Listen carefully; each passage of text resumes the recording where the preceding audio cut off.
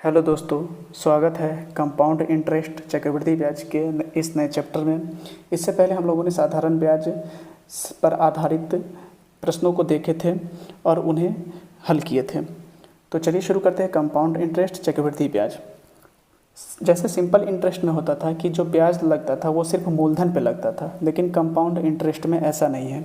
इसमें ब्याज ब्याज पे ब्याज लगता है। हर साल ब्याज पे जितना ब्याज होगा उस पे भी ब्याज लगता चला जाएगा और जुड़ता चला जाएगा। जैसे देखते हैं, जैसे मान लीजिए हम लोगों ने कोई मूलधन लिया P और उस पे रेट है R% रेट की दर से इंटरेस्ट लगेगा। तो एक साल बाद अगर हम लोग ब्याज देखें, एक साल के बाद अगर हम लोग ब्याज देखें तो कितना हो जाएगा? P R/100 एक साल में ब्याज हो जाएगा।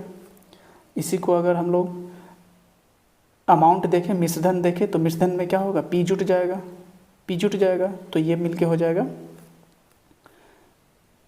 P कॉमन ले लेंगे तो 1 + R/100 एक साल बाद। अगर यहाँ 2 साल बाद की बात करें, मतलब एक साल बाद और 2 साल बाद की बात करें तो क्या होगा? जैसे ये जो अब अमाउंट हो गया है, इस अमाउंट पे भी ब्याज लगेगा। इसका मतलब P × 1 + R/100। ये तो अब ये अमाउंट था पहले साल के लिए, लेकिन दूसरे साल के लिए क्या बन गया? मूलधन बन गया। अब इस पे ब्याज लगेगा तो कितना ब्याज लगेगा? R% ब्याज लगेगा। तो लिख लेते हैं P × 1 + R/100 और इस पे R% लगेगा, मतलब R/100 ब्याज लगेगा। इसे सॉल्व करते हैं तो कितना हो जाएगा? P × 1 + R/100 कॉमन ले लेंगे, यहाँ से पेन बदल देते हैं। P × 1 + R/100 कॉमन ले लेंगे तो इधर बच जाएगा 1 और इधर बच जाएगा R/100। तो ये हो जाएगा P × 1 + R/100 का पावर 2। ये हो जाएगा P × 1 + R/100 का पावर 2। तो यहाँ से हम लोगों ने देखा, यही फार्मूला बनता है। जैसे एक साल के लिए देखा तो यहाँ पे पावर 1 हो गया, 2 साल के लिए देखे तो यहाँ पे पावर 2 हो गया, यहाँ पे 2 हो गया। तो अगर हम लोग T साल की बात करें, T साल के बाद ये कंपाउंड इंटरेस्ट है, T साल के बाद कितना ब्याज हो जाएगा? तो लिख लेते हैं P × 1 + R/100 का पावर T। यही कंपाउंड इंटरेस्ट का फॉर्मूला भी होता है और ये हो जाता है हमारा अमाउंट हो जाता है। इसको बोलते हैं अमाउंट, क्योंकि ये जो पहले मूलधन था P, इसमें जुटा था ब्याज, तो ये अमाउंट हो गया। तो ये अमाउंट का फॉर्मूला आता है P × 1 + R/100 का पावर T। अब चलिए सिंपल भाषा में समझते हैं। जैसे हमने 1000 रुपया किसी से उधार लिया, 1000 रुपया उधार लिया और 10% पे उधार लिया और 10% पे उधार लिया। रेट लिख लेते हैं, यहाँ पे R है 10%। तो एक साल बाद ब्याज कितना देना पड़ेगा हमें? अगर हम लोग एक साल की बात करें, यहाँ पे 1 ईयर की बात करें तो कितना ब्याज देना पड़ेगा? 1000 का 10% देना पड़ेगा, तो 100 रुपया ब्याज देना पड़ेगा। फिर इसके बाद एक साल बाद, मतलब 2 साल की बात करें, एक साल बाद 2 साल की बात करें तो 2 साल में भी हमें ब्याज देना पड़ेगा। कितना ब्याज देना पड़ेगा? यहाँ लिख लेते हैं 2 साल। तो 100 रुपया तो देना ही पड़ेगा, ये 100 तो देना ही पड़ेगा। इस पर भी 10% ब्याज देना पड़ेगा, मतलब 100 तो देना ही पड़ेगा और इसका 10%, 10 रुपया। 100 का 10% मतलब यहाँ हमें देना पड़ेगा 110 रुपया 2 साल बाद। अगर यही हम 3 साल बाद की बात कर लें, यहाँ पे लिख लेते 3 ईयर्स, 3 साल बाद की बात करें तो 3 साल बाद कितना ब्याज देना पड़ेगा हमें? ये 110 रुपया फिर से देना ही पड़ेगा और इस 110 पे भी ब्याज देना पड़ेगा। तो 110 पे ब्याज देना पड़ेगा कितना % रेट से? 10% रेट से। तो 110 का 10% कितना हो जाएगा? 11। तो 110 + 11 ये मिलके हो जाएगा 121। मतलब फाइनली अगर हम ब्याज की बात करें, टोटल ब्याज की बात करें, तो टोटल अगर इंटरेस्ट की बात करें तो कितना देना पड़ेगा 3 साल बाद? ये 100 प्लस ये 110 प्लस ये 121, मतलब 100, 100, 200, 100, 331, मतलब 331 रुपया ब्याज देना पड़ेगा। ऐसे फाइंड कर लेंगे आसानी से। अगर यहीं पे अमाउंट की बात करें तो अमाउंट क्या हो जाएगा, अगर 10,000 रुपया है, इस पे 1 साल बाद अमाउंट की बात कर ले तो ये 100 रुपया जुट जाएगा, ये जो 100 रुपया ये जुट जाएगा, तो कितना हो जाएगा, 1100 हो जाएगा। ये 1 साल बाद है। फिर अगर हम लोग 2 साल बाद की बात करें, इसी का वैल्यू 1000 पे 2 साल के बाद, तो यहाँ पे कितना 110 और प्लस ये वाला 100 रुपया, ये दोनों जुट जाएगा, ये वाला 100 रुपया, तो हो जाएगा हमारा कितना अमाउंट हो जाएगा, 1100 प्लस 110 मतलब 1210 रुपया हो जाएगा अमाउंट, 1210। फिर अगर हम 3 साल की बात करें, 3 साल बाद की बात करें तो कितना हो जाएगा, ये 1210 और प्लस ये 1210 और ये 121 जुट जाएगा, तो हो जाएगा 1331 रुपया, 1331। ये 1000 पे ही है, ये 1000 पे ही है, ये 1 साल 2 साल 3 साल। अब यहाँ से हम लोग एक बात देखें, जैसे रेशियो देखेंगे, अगर अमाउंट का रेशियो अगर हम लोग देखें तो क्या कह सकते हैं, 2 जीरो से 2 जीरो कट जाएगा। 1 साल बाद 10 से 11 हो रहा है। अगर रेट हमारा 10% है तो 10% होने का मतलब होता है, 10% का मतलब होता है 1/10, मतलब 10 से 11 हो जाना। तो 1 साल बाद 10 से 11 हो जा रहा है। अगर हम लोग 2 साल बाद देखें तो कितना हो रहा है, 1 जीरो से 1 जीरो कट जाएगा, 100 से 121, 100 से 121 होने का मतलब है 10 के पावर 2 से 11 का पावर 2 हो जा रहा है। फिर अगर हम लोग 3 साल के बाद देखें तो यहाँ पे तो 1000 था, तो ये 10 का पावर 3 और 1331 को क्या लिख सकते हैं, 11 के पावर 3। इसका मतलब अगर हम लोग अमाउंट की बात करें तो 2 साल के लिए देखेंगे, ये 2 साल के लिए तो पावर 2 हो रहा है। 3 साल के लिए देखेंगे तो पावर 3 हो रहा है अमाउंट और प्रिंसिपल, इसका रेशियो, प्रिंसिपल और अमाउंट का रेशियो 10 से 11। पहले 1 साल का डिफरेंस अगर रहेगा तो 10 से 11 हो जा रहा है। 2 साल का डिफरेंस रहेगा तो 10 का पावर 2 से 11 का पावर 2 हो रहा है। 3 साल का डिफरेंस रहेगा तो 10 का पावर 3 से 11 का पावर 3 हो रहा है। अमाउंट का रेशियो देख लिए। इसी तरह अगर हम लोग ब्याज का रेशियो देखें, यहाँ से ब्याज आ गया था हमारे पास, प्रेस में लिख लेते हैं।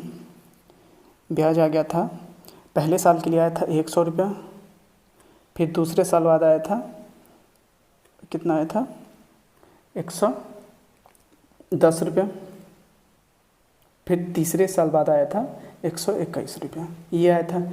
यहाँ से अगर ये 1 साल है, यहाँ भी 1 साल का डिफरेंस है, तो अगर हम लोग इसकी बात कर ले तो यहाँ से भी ये कितना 10:11 का रेशियो हो जा रहा है। 1 साल बाद 10 से 11 का हो जा रहा है। अगर 2 साल बाद देख लें तो ये भी कितना हो जा रहा है, 10 का पावर स्क्वायर से 11 का पावर स्क्वायर, 11 का पावर 2, 10 का पावर 2 से 11 का पावर 2 हो रहा है। इसका मतलब अगर हम लोग अमाउंट की बात करें या फिर इंटरेस्ट की बात करें, दोनों का रेशियो सेम हो जा रहा है। अमाउंट हो या इंटरेस्ट, दोनों का रेशियो सेम हो जा रहा है। यहाँ से एक बात समझ में आ गई। अगर यहाँ से अगर हम लोग 1-1 साल का डिफरेंस लेते हैं तब पर भी देखते हैं 10 से 11 हो जा रहा है, और 110 121 का रेशियो निकालेंगे तो ये भी 11 दही 110, 11 11 जा 121, मतलब ये 10 से 11 हो जा रहा है। तो अगर 1-1 साल का डिफरेंस लेते हैं तब पर भी रेशियो बराबर आ रहा है। अगर 2 साल या 3 साल इस तरह का डिफरेंस ले रहे हैं, तो अगर 2 साल का डिफरेंस ले रहे हैं तो स्क्वायर हो जा रहा है, 3 साल का डिफरेंस ले रहे हैं तो क्यूब हो जा रहा है। इसी तरह 4 साल का डिफरेंस रहेगा तो पावर 4 हो जाएगा। तो इस तरह से बढ़ता चला जाएगा। तो इसी को हम लोग समझने की कोशिश किए हैं। अब इसको क्वेश्चन में कैसे अप्लाई करेंगे वो दिखा रहे हैं। जैसे यहाँ पे क्वेश्चन है, पहला क्वेश्चन है 2 वर्ष के लिए 8% प्रति वर्ष की दर से 10,000 रुपये पर चक्रवृद्धि ब्याज ज्ञात करें। तो फाइंड कर लेते हैं। पहले हम लोग आसान तरीका से फाइंड करते हैं। 8% 10,000 पे, तो 1 साल के बाद कितना ब्याज मिलेगा, 10,000 का 8%, 10,000 का 8% का मतलब है 800 रुपया, तो 800 रुपया मिलेगा। अगर हम 2 साल बाद की बात करें तो ये 800 रुपया तो लगेगा ही, और इस 800 पे भी इंटरेस्ट लगेगा। कितना परसेंट के हिसाब से, 8% के हिसाब से। तो 800 का 8% कितना हो जाएगा? 800 का 8% 64। इसका मतलब 2 साल बाद 864 लगेगा। अगर हम टोटल इंटरेस्ट की बात करें, यहाँ पे पूछ रहा है चक्रवृद्धि ब्याज, तो ये 800 और प्लस ये 864 मिलके कितना हो जाएगा? 1664 रुपया इंटरेस्ट लगेगा। ठीक। अगर हम लोग वैसे चले, जैसे यहाँ 2 साल के लिए है, तो 2 साल में क्या होता था? अमाउंट या फिर स्क्वायर हो जाता था। अमाउंट या फिर इंटरेस्ट भी बोले तो वो भी स्क्वायर हो जाता है। जैसे अमाउंट से हम लोग चले, 8% का मतलब कितना है? 8% का मतलब 4 दूना 8, 4 25 2500, 2/25 आ जाएगा। तो कितना हो जाएगा अमाउंट 2 साल में? 25 का पावर स्क्वायर से, और ये जुड़ जाएगा क्योंकि ये मिश्रधन है, मिश्रधन बनेगा 2 जुड़ के, तो 25 2 27 का स्क्वायर हो जाएगा। 25 25 जा 625, 27 27 जा 729। अब ये तो हो गया, ये क्या है? ये P है प्रिंसिपल, और 729 अमाउंट है मिश्रधन। लेकिन हमें फाइंड करना है ब्याज, चक्रवृद्धि ब्याज। तो चक्रवृद्धि ब्याज किसे बोलते हैं? मिश्रधन माइनस मूलधन ही होता है ब्याज। मिश्रधन माइनस मूलधन ही ब्याज होता है। तो इस दोनों का अगर हम लोग अंतर ले लें तो कितना हो जाएगा? 729 माइनस 625, 25 4 29, 104 हो जाएगा। तो 625 ये मूलधन है, तो मूलधन हमें क्वेश्चन में दिया हुआ है 10,000 रुपया। तो यहीं से 625 का वैल्यू कितना हो जाएगा? निकाल लेते हैं। 625 का वैल्यू 10,000 रुपया हो जाएगा। 625 का वैल्यू 10,000, तो हमें फाइंड करना है ब्याज, तो 104 निकालेंगे। तो 104 कितना हो जाएगा? 10,000 बट्टा 625 गुने 104, ये हो जाएगा। कट जाएगा ये 25 25 या 625, 25 चौका 100, 400 बार में, और ये 25 से कटेगा 25 16 बार में, तो 16 गुना 104 हो जाएगा। 16 गुना 104, 16 चौका 64, 6 16 का 16, 1664 यहाँ भी आ गया, 1664 वहाँ भी है, 1664 1664। तो दोनों तरीक़ा से हम लोग बना सकते हैं। तो अब अगले क्वेश्चन की तरफ चलते हैं। अगला क्वेश्चन है, एक व्यक्ति ने 2 वर्ष के लिए प्रति वर्ष 4% की चक्रवृद्धि ब्याज दर पर 7500 रुपये की राशि का निवेश किया। 2 साल बाद उससे मिलने वाला चक्रवृद्धि ब्याज क्या होगा? आसान तरीका से बना लेते हैं। 2 वर्ष में 4% 7500 रुपया है, तो 7500 में 1 साल बाद कितना मिलेगा? 1 साल के अगर बाद हम लोग ब्याज की बात करें तो 1 साल बाद ब्याज में 7500 का 4%, तो 7500 का 4% निकालेंगे तो 1/25 मतलब 300 रुपया, 300 रुपया हो जाए। फिर 2 साल बाद अगर हम बात करेंगे तो ये 300 रुपया तो मिलेगा ही ब्याज, और प्लस 300 का 4% भी मिलेगा, तो 300 का 4% 12 रुपया, 312 रुपया। तो टोटल ब्याज की बात करें तो 300 प्लस 312 612 रुपया मिलेगा। ईजी है, इसे हम लोग रेशियो से भी बना सकते हैं, तो रेशियो से आप लोग ट्राई कीजिए, बनेगा आसानी से। नेक्स्ट क्वेश्चन देखते हैं। शेखर ने 3 वर्षों की अवधि के लिए 10% प्रति वर्ष की चक्रवृद्धि ब्याज दर पर 8,000 रुपये की राशि का निवेश किया। 3 साल बाद शेखर को क्या राशि मिलेगी? अब यहाँ पूछ रहा है क्या राशि मिलेगी। राशि मिलने का मतलब है अमाउंट। तो डायरेक्ट हम लोग अमाउंट फाइंड कर सकते हैं। 10% का मतलब कितना होता है? 10% की अगर हम बात कर ले तो 1/10, इसका मतलब 10 पे 1 ब्याज मिलना, तो 10 पे 1 ब्याज मिलना का मतलब है 10 से 11 हो जाना।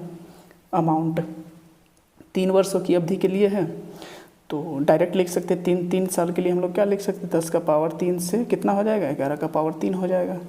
मतलब ये 1000 से डायरेक्ट 11 का पावर 3 1331 हो जाएगा। और यही 1000 का वैल्यू क्वेश्चन में दे दिया हुआ है 8,000 रुपया, तो 1000 का वैल्यू 8,000 है, तो 1331 का कितना होगा? तो 8,000 मतलब 8 से गुना किए, तो 1331 के लिए 8 से गुना करना पड़ेगा। 1331 का 8 1 8, 8 3 24, 8 3 24 तो 26, 8 1 8 2 10, तो 10,648 रुपया उसे 3 साल बाद मिलेगी। ईजी था। वैसे भी हम लोग बना सकते थे ऐड करके, तब पर भी सेम आता, लेकिन रेशियो से आसानी पड़ता है। अगला क्वेश्चन देखते हैं। 5% प्रति वर्ष की दर से 3 वर्ष की अवधि के लिए 5,000 रुपये की राशि पर चक्रवृद्धि ब्याज ज्ञात कीजिए। ये भी आसान है। 3 वर्ष की अवधि के लिए 5,000 रुपये की राशि पर चक्रवृद्धि ब्याज ज्ञात करना है। अब आप रेशियो से भी फाइंड कर सकते हैं, वैसे भी फाइंड कर सकते हैं। तो जो तरीका अच्छा लगे उससे फाइंड कीजिए। जैसे कभी कभी क्या होता है कि 2 साल 2.5 साल आ जाएगा, 2 साल 3 महीना आ जाएगा, तो उस समय उसमें हम लोग सिंपल तरीक़े से चलेंगे आसानी करने के लिए। तो चलिए इसको सॉल्व करते हैं। 5% का मतलब 5% का मतलब 1/20, 3 वर्ष की अवधि के लिए है 5,000। तो ये कितना होगा, 20 से 21 हो जाएगा और 20 का पावर 3 से 21 का पावर 3 हो जाएगा। तो 20 का पावर कितना होता है, 20 का पावर होगा 8,000 और 21 का पावर 3 की बात कर ले तो ये हो जाएगा, इसका होता है 9261। यहाँ से थोड़ा टफ पड़ रहा है, लेकिन वैसे भी हम लोग बना सकते थे क्योंकि मल्टीप्लिकेशन याद है तो इजी है। 8,000 का वैल्यू कितना दे दिया हुआ है, चक्रवृद्धि ब्याज फाइंड करना है। तो चक्रवृद्धि ब्याज फाइंड करने का मतलब इसका अंतर हम लोग फाइंड करेंगे। तो 8,000 तो 1261 यही फाइंड करना है। 8,000 का वैल्यू हमारे पास दे दिया हुआ है, कितना है, 8,000 का वैल्यू है 8,000 का वैल्यू 5,000 रुपया। तो 1261 कितना होगा, यही फाइंड करना है। 5,000 बट्टा 8,000 गुने 1261, ये 3 जीरो से 3 जीरो गया। अब इसको सॉल्व कर लेते हैं। 5 का 5 36 के 0, 5 दूना 10 3 13, 5 का 5 6 6305 और लगा 6305 बट्टा 8 आ गया। अब इसे भाग देते थे। 8 7 56 7 56 7 63, 8 7 64, फिर 6 बच जाएगा, 8 64, फिर 1 बच जाएगा। तो 8 का 8 और 8 दूना 16, 8 पंचे 40, तो 788.125 इतना रुपया हो जाएगा चक्रवृद्धि ब्याज। तो अगर क्यूब ना याद हो तो वैसे हम लोग फाइंड कर सकते हैं, जैसे सिंपल वाला मेथड से फाइंड किए हैं थे।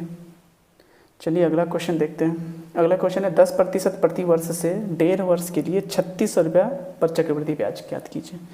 1.5 वर्ष के लिए, अब यहाँ पे आ गया 1.5 साल। तो 1.5 साल के लिए क्या करेंगे, पहले तो 10% का 3600 1 साल में कितना होगा वो हम लोग फाइंड कर सकते हैं। तो अगर 1 साल की बात करें तो 3600 का 10% मतलब 360 रुपया होगा ब्याज। फिर अगले साल की बात करें, अगर हम 2 साल की बात करें, अभी हम 1.5 साल की बात नहीं करें, दूसरे साल की बात करें, तो 360 तो लगेगा ही रुपया और उस पर ब्याज भी लगेगा। तो 300 इसका 10% 36 रुपया। अब यहाँ पे 1.5 साल मतलब आधा साल, 1 साल तो ये हो गया, यहाँ पे आधा साल की बात कर रहे हैं, हाफ ईयर्स की, तो 2 से भाग दे देंगे, कितना हो जाएगा 180 प्लस 18 198। तो ये हो गया हाफ ईयर की, दोनों को जोड़ देंगे तो 1.5 साल आ जाएगा। कितना हो जाएगा 360 प्लस 198 558 यही हो जाएगा हमारा चक्रवृद्धि ब्याज। तो इसी तरह से अगर 3/4 रहेगा तो वहाँ भी हम लोग जितना मंथ दिया रहेगा उसको हम लोग साल बनाएंगे 12 से भाग करके। तो अगला क्वेश्चन देखते हैं। अगला क्वेश्चन है 2 साल और 3 महीने के लिए सालाना 10% की दर से 9,000 रुपये पर चक्रवृद्धि ब्याज ज्ञात कीजिए। यहाँ पे 2 साल 3 महीने आया, तो पहले हम लोग 2 साल तक का तो फाइंड कर सकते, 3 साल तक का फाइंड कर सकते हैं, और तीसरे साल का 3 महीने का फाइंड करने के लिए 4 से भाग दे देंगे, क्योंकि उसे वर्ष में कन्वर्ट करेंगे तो 12 से भाग देना पड़ेगा। 3/12 हो जाएगा, 3/12 का मतलब 1/4, तो 4 से भाग देना पड़ेगा। तो चलिए बनाते हैं। 10% का है, तो अगर हम पहले साल की बात करें कितना हो जाएगा 900 रुपया, 9,000 का 900 रुपया। फिर सेकेंड ईयर की बात करें तो 900 तो लगेगा ही, इस पे 10% लगेगा तो 990 हो जाएगा। थर्ड ईयर की बात 3 साल की बात करें तो 990 तो लगेगा ही, और इसका 10% मतलब 99, तो ये कितना हो जाएगा 1089। अब यहाँ बोल रहा है सिर्फ 3 महीना, 3 महीना का मतलब 4 से भाग देंगे बट्टा 4, तो भाग देखिए कितना आएगा 4 दूना 8, 4 सत्ते 28, 4 दूना 8, 4 दूना 4 25, इतना 272.25। अब चक्रवृद्धि ब्याज ज्ञात करना है तो तीनों को ऐड कर देंगे, इसको, इसको और इसको, तीनों को ऐड कर देंगे, यही हो जाएगा हमारा कंपाउंड इंटरेस्ट। तो कितना हो जाएगा, 9 9 18 2 20 और 90 9 7 16 2100 9 9 18 900 900 900 900 200 9 9 18 तो 20 20 और 9 7 16 2162.25 इतना, यही चक्रवृद्धि ब्याज हो जाएगा। तो 3 महीना का फाइंड करना था, तो 3 महीना का फाइंड करने के लिए हम लोग 4 से भाग दे दिए। अब अगले क्वेश्चन की तरफ चलते हैं। अगला क्वेश्चन है, एक वर्ष के लिए प्रति वर्ष 8% पर 5,000 रुपया पर चक्रवृद्धि ब्याज ज्ञात कीजिए, ब्याज की दर अर्धवार्षिक है। अब यहाँ पे दे दिया अर्धवार्षिक। अर्धवार्षिक जब भी अर्धवार्षिक या फिर त्रिमासिक लिखा रहेगा क्वेश्चन में, तो रेट अगर अर्धवार्षिक है तो रेट आधा हो जाएगा, त्रैमासिक है तो रेट 1/4 हो जाएगा, इस तरह से हो जाएगा। और टाइम क्या होगा, तो टाइम जैसे अर्धवार्षिक में 2 गुना हो जाएगा और अगर त्रैमासिक रहेगा तो वहाँ पे 4 गुना हो जाएगा, क्योंकि 1/3 होता है तो 12 बनाने के लिए 4 से मल्टीप्लाई करना पड़ेगा साल को, इसीलिए हम लोग 4 से गुना करते हैं अगर त्रैमासिक रहेगा तो टाइम को, और रेट में 4 से भाग। तो चलिए इसे सॉल्व करते हैं। जैसे यहाँ पे बोल रहा है एक वर्ष के लिए प्रतिवर्ष 8% पर 5,000 रुपये चक्रवृद्धि ब्याज के दिया। तो एक वर्ष का मतलब अर्धवार्षिक हो रहा है, अर्धवार्षिक मतलब ये 6 महीना पे ब्याज देना पड़ेगा हमें। इसका मतलब 6 महीना पे कितना देना पड़ेगा। अब 8%, तो 8% रेट है तो 2 से भाग हो जाएगा, कितना प्रतिशत रेट हो जाएगा, 4%। तो 5,000 का 4%, 6 महीना पे कितना हो जाएगा, 5,000 का 4%, 200 रुपया। फिर अब 6 महीना बाद हमें देना पड़ेगा, ये 200 तो देना ही पड़ेगा और 200 का 4% भी देना पड़ेगा, मतलब 8। तो 208। तो अगर टोटल ब्याज की बात करें तो 200 + 208 408, तो 408 रुपया देना पड़ेगा। रेट क्या हो जाएगा, आधा हो जाएगा इस तरह के क्वेश्चन में। अगर त्रैमासिक रहेगा तो त्रैमासिक में क्या हो जाएगा, 1/4 हो जाएगा। इसके बाद कोई क्वेश्चन नहीं है। तो आशा करते हैं वीडियो अच्छी लगी है। वीडियो अच्छी लगी तो लाइक कीजिए, शेयर कीजिए, सब्सक्राइब कीजिए। Thank you, all the best.